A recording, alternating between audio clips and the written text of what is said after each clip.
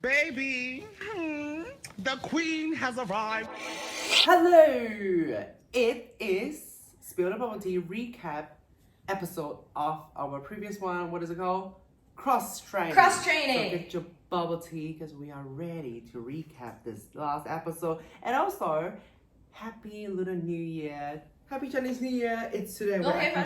Right now. 恭喜发财. She speaks the Cantonese version. I speak the Mandarin version. 恭喜发财. There you go.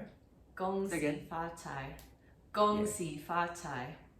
Yeah. What's the Cantonese version? 恭喜發財. 恭喜發財，屌你老母！財，哎呀，咁我樣啊！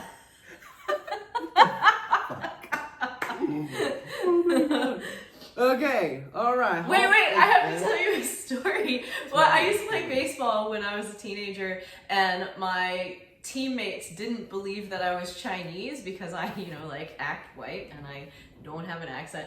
And so they wanted me to prove that I was actually Chinese by getting my dad to teach me how to say something in Chinese.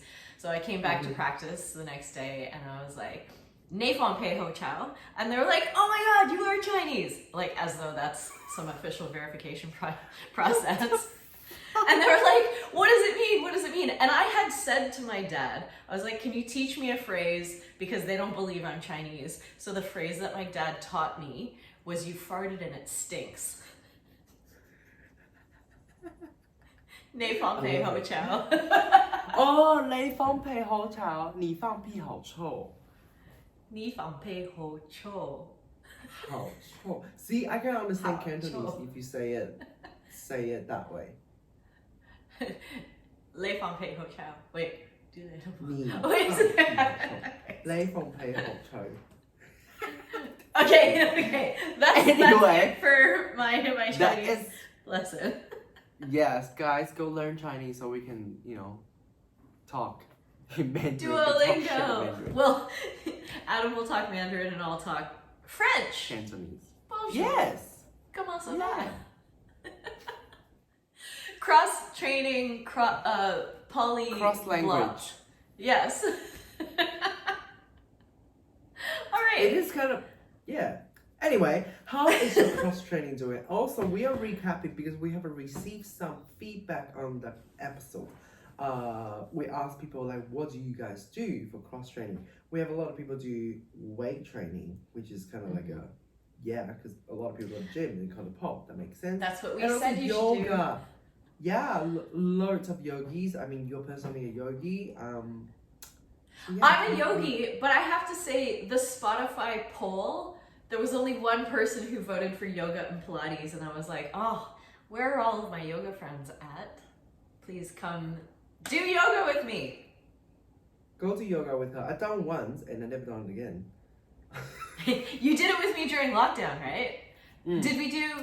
Oh yeah, my friend Darren has a studio in Melbourne called Fahrenheit, and so during lockdown he put like a 30-minute, 45-minute, 60-minute, and full 90-minute YouTube videos. I think you could still go to his YouTube channel. I think it's called Fahrenheit Yoga and Pilates or something, and you can like do full classes online. That's what I made. That's what I made you do, isn't it?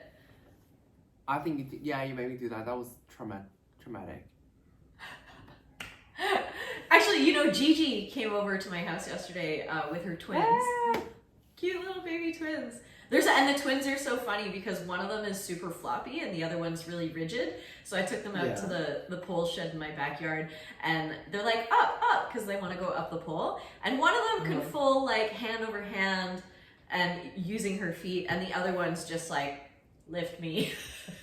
Really? Oh, that's yeah, they're so funny. So big now.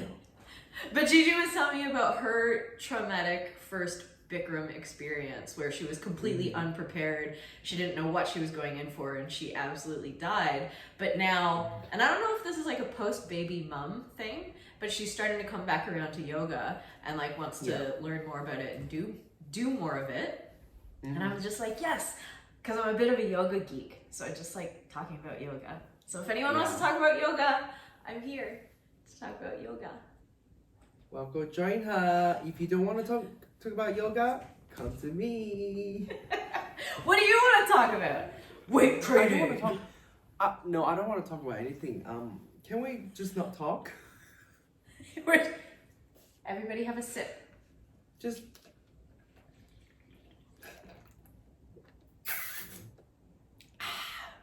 Oh, that's perfect sound. Anyway, no, my cross training. I talked about it in the main episode, gym. But actually, recently I've started picking up calisthenics again.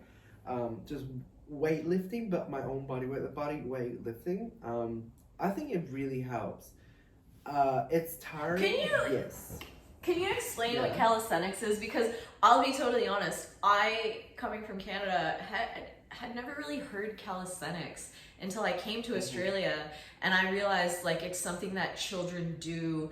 Like you would have a dance team or you would have a gymnastics team. There are like calisthenics teams in Australia, and I was like, well, I'm actually not clear on what calisthenics entails.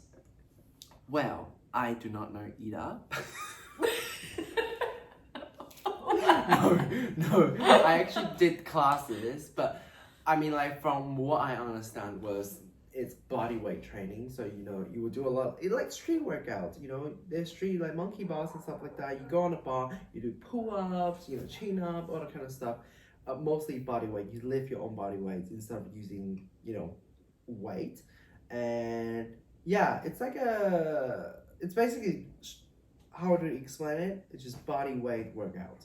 So there's a lot with of different equipment? things. A lot of No, like bars? Yeah, equipment. You can do it without, because like push-ups, that's part of the calisthenics. So you don't actually need equipment. You can use a chair to do some dips. You can also do like an Australian pulled up. That's new things that I've learned a bit lately. So you don't actually Wait, need an equipment to do Australian that. pull-up? So basically, How's that a different? bar. For example, this is a bar. I will lie down all the way to the floor. Not necessarily have to go, but you have to go like facing up. You're like parallel to the ground. I'll grab the bar and then pulling myself back up and down. So you're like in a reclined, like Yes. slightly reclined position. Yeah, but you're pulling yourself back up, so it's like good for your back. It's like working. Also on those good back for your muscles. Also core. your core as well. Yes. Yeah. So yeah, I've been doing lots of those. It's pretty good because, for pole, it's body weight exercises. And to be honest, I don't like to do the strain exercises for pole because it's just so tiring. Okay, and there's a lot of technique, a lot of engagement that you have to think of when you are trying to do lifting stuff on the pole. But for calisthenics, it's pretty. I would say it's not as detailed because pulled up, all that kind of stuff that if you know how to engage your lats and stuff like that, you probably know how to do it. But for pole, there's a lot of things going on. So also with the that pull-ups that you're describing, like I've done them in F45 classes where they have those handles The on ring? a strap.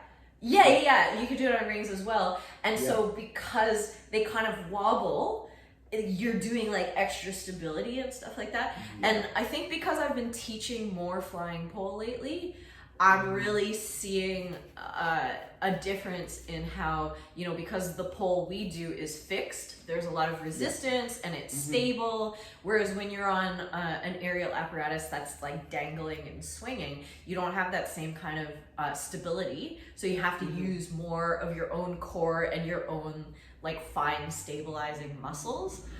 And so some of those exercises, what are they called? TRX? Is TRX. that strap with the handles? Yeah.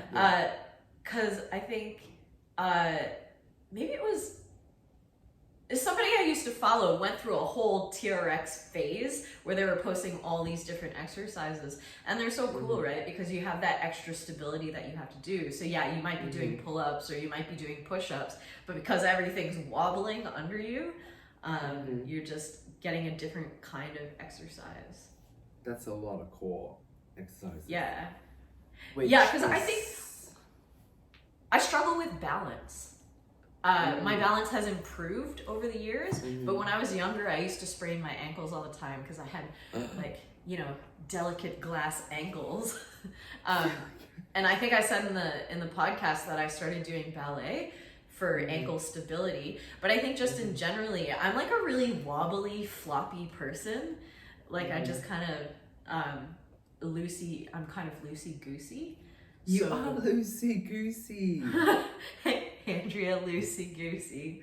Andrea loosey goosey. Like Yeah. Well, and seeing my niece is loosey goosey as well. Yeah, she's And, so floppy.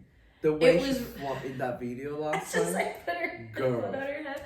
Yeah. It was really interesting to be around her and then recognize things because she triggered a lot of memories where I remember behaving in a certain way or like moving in a certain way in the exact same way that she does. So yeah, all this stability exercise is really important for someone who's floppy like me. Yeah, exactly. But in saying that, I have seen a lot of like very rigid people, but athletic people, they cannot go floppy. Yeah, okay, I get this whenever I'm teaching cast swings. You know, when you hold and your legs swing back and then swing forward and swing back. Yeah. And I see some people, they are so rigid and they are unable to just like release and lift. Yeah. And Yeah. That is so hard to teach. Yeah. I actually, I have a few students where I literally got them doing exercises like, can you just swing your arm?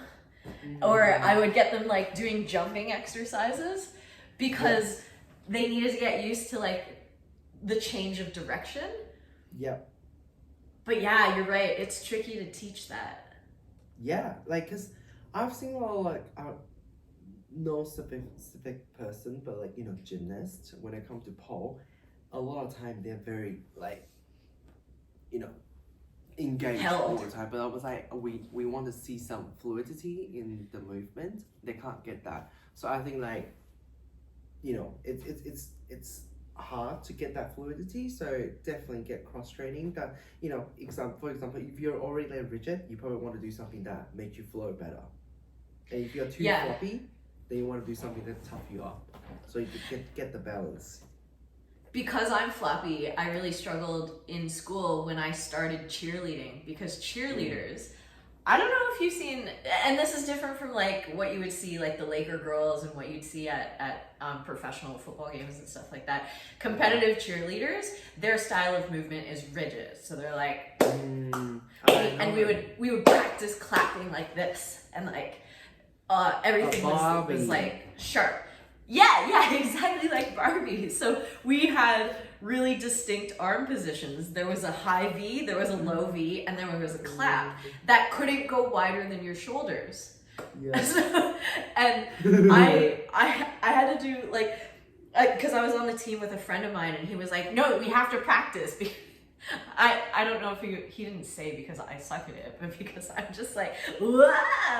And then when you start doing pyramids and stuff, when someone is throwing you in the air, you have to be so rigid because anytime you wiggle, they have to adjust like 10 times for every time you adjust. The bases would hate your guts and they'd drop you if you were not rigid. So that was really difficult for me to learn. And I think when I stopped cheerleading, I didn't really retain it because I started pole dancing and I'm still a bit of a floppy pole dancer. It's okay. Everybody has their own style. But yes, in saying that, do your bloody cross training. Do not, pole is fun, but until you realize that you can't just do pole, it's a bit too late. So just keep on doing something else to keep you entertained and also not bored of pole too quickly, you know. But what about people who hyper focus? I say this as someone who does have a tendency to hyper focus. When I fall in love with something, I become obsessed with it. I think about it nonstop 24/7 and it's all I want to do. That's me. When I first started doing pole, I was like in the studio for like 6-7 hours and like 5 times a week. Yeah. That was me too. I wonder if a lot of like high level pole dancers, but like high level anyone, they have that obsessive hyper focus. Oh, I know a lot, but like, I used to, but I just, after COVID, I just like, I am not hyper focusing on anything anymore. I'm loosey goosey focusing. Lucy, you're like, yeah.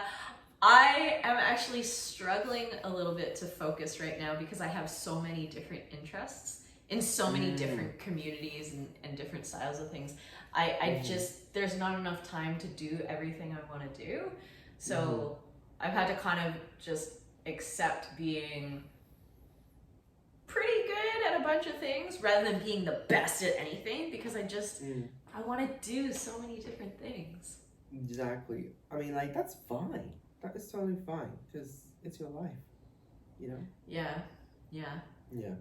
I'd rather die knowing that I've tried everything instead of just like, oh, I'm a best on one thing. Well, that's the saying, right? A jack of all trades is a master of none. No, wait. What? A jack of all trades is a master of none, which is the part of the phrase that everybody knows, but the second part of the phrase is oftentimes better than a master of one. So I think I've spoken about this before, but I used to feel a bit sad when people would call me a jack of all trades, because I was like, no, I wanted to become really good at something. But knowing the second part of the phrase is that the message is actually that it's better to be a jack of all trades rather than just a master of one. Yeah, it's so good because like you have just like, for example, not just pole or dance. Like I do a lot of things. I sew, I design, I can cook, all that kind of stuff. So when it comes to cook. Yeah, when it comes to like practical stuff, I feel really like happy that I can do all this shit by myself. I don't need someone else to do it. You know? Ooh, actually, the cooking is a really important thing that we put this in the Spotify poll. What are some things you can do to help you pole dance forever? And yeah, some people were saying like weight training, Pilates, yoga, sleeping. But one of the things was good nutrition and hydration. Oh, yeah. And yeah, the fact that you're good at cooking gives you such a leg up. Yeah. Hydration. I'm at the mercy of Steve's cooking. Because I don't cook. Yeah. He will cook, yeah. Steve Daddy will cook. Daddy Steve cooked me. Yes, are there any like cross training that you guys do that you want to let us know? So please put it down in the comment down below. And also we have an Instagram called Spill the Bubble Tea podcast on Instagram. And also obviously on all the podcast platforms that you can find our main episodes. And otherwise, that was a good catch-up section. I am going back to Australia soon, and Andrea is back in Australia at the moment, so I'm very super excited that we can be in similar time zones soon. So yes. have to, you know. But otherwise, spill your bubble tea, get your tea if you haven't got one, go get one, and also happy Lunar New Year. Hope you get. Keep training both sides. Dragon, yes, exactly. Keep training both sides. I will watch you do that because I'm not doing that. I will train both sides.